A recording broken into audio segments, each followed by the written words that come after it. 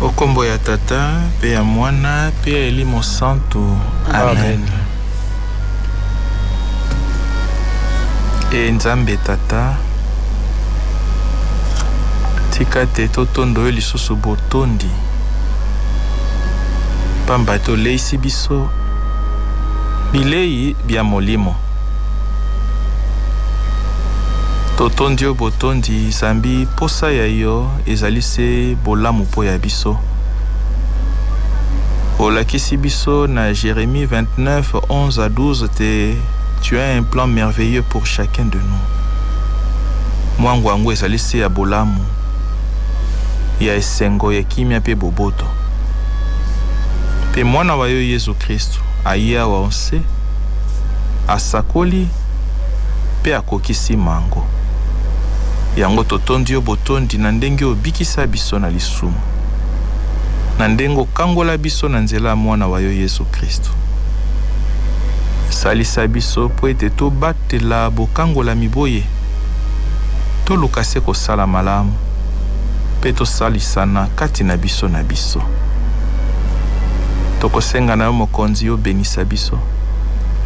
Pe bobenisi boye bokangola biso.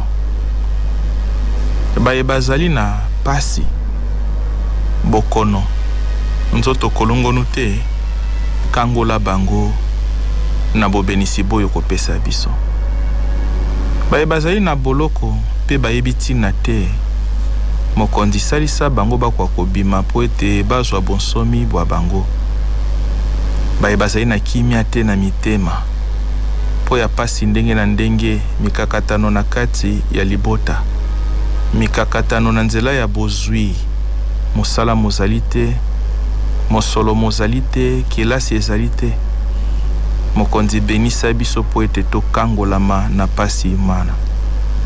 Baye bazali kolela mokonzi pangusa pinzoli ya misomi ya bango. Benisa moko ya biso po ete esengo boboto pe kimia bozonga lisusu okati ya mitema mia biso. E Mama Santo Maria, Mama mokangoli mazita. Kangola lizita ya bomo ya mwana moko. Biso toko kimelaka pe epai na yo. Nzambi yo kosambelaka po ya biso, okolobelaka biso. Lobela mwana wa yo moko.